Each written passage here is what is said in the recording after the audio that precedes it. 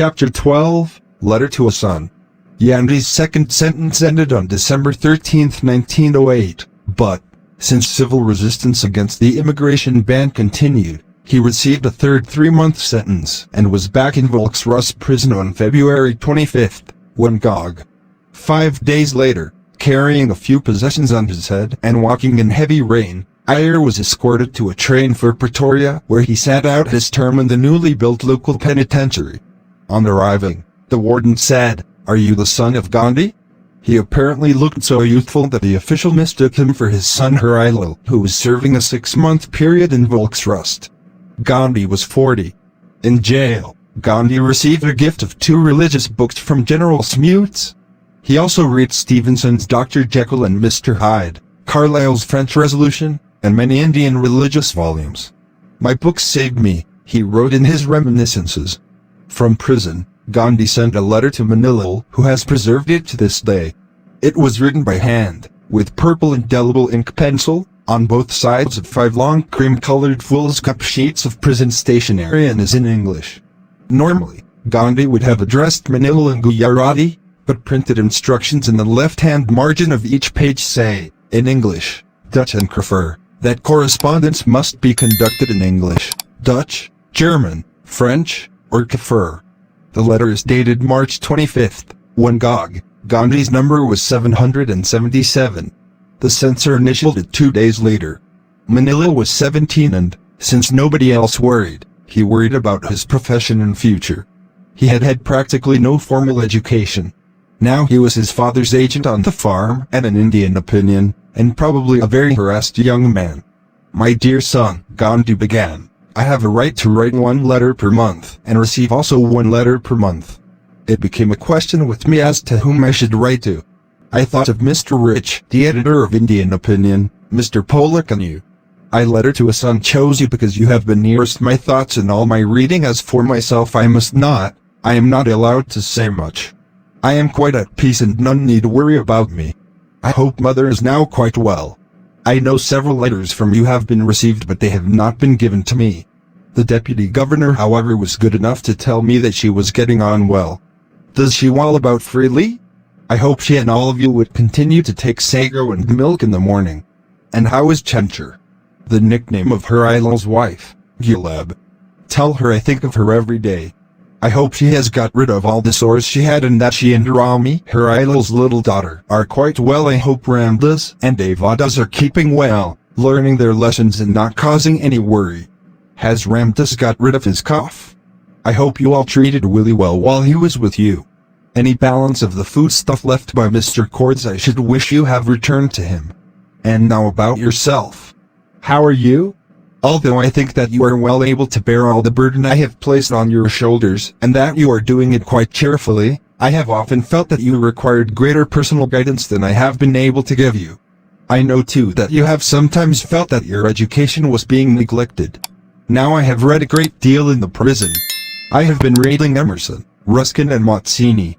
I have also been reading the Upanishads. All confirm the view that education does not mean a knowledge of letters, but it means character building. It means a knowledge of duty. Our own Gujarati word literally means training. If this is the true view, and it is to my mind the only true view, you are receiving the best education training possible. What can be better than that you should have the opportunity of nursing mother and cheerfully bearing her ill temper, or than looking after Chanchi and anticipating her wants and behaving to her so as not to make her feel the absence of her Harilal, or again than being guardian to Ramdas and Devadas? If you succeed in doing this well, you have received more than half your education. I was much struck by one passage in Nathuramji's introduction to the Upanishads.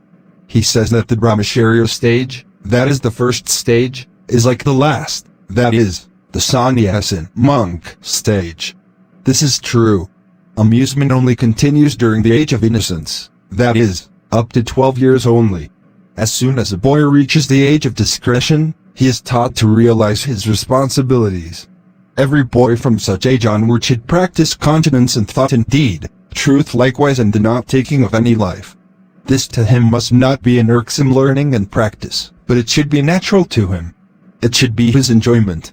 I can recall to my mind several such boys in Raigad.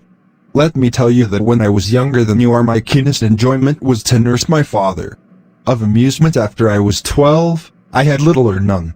If you practice the three virtues, if they become part of your life, so far as I am concerned, you will have completed your education, your training.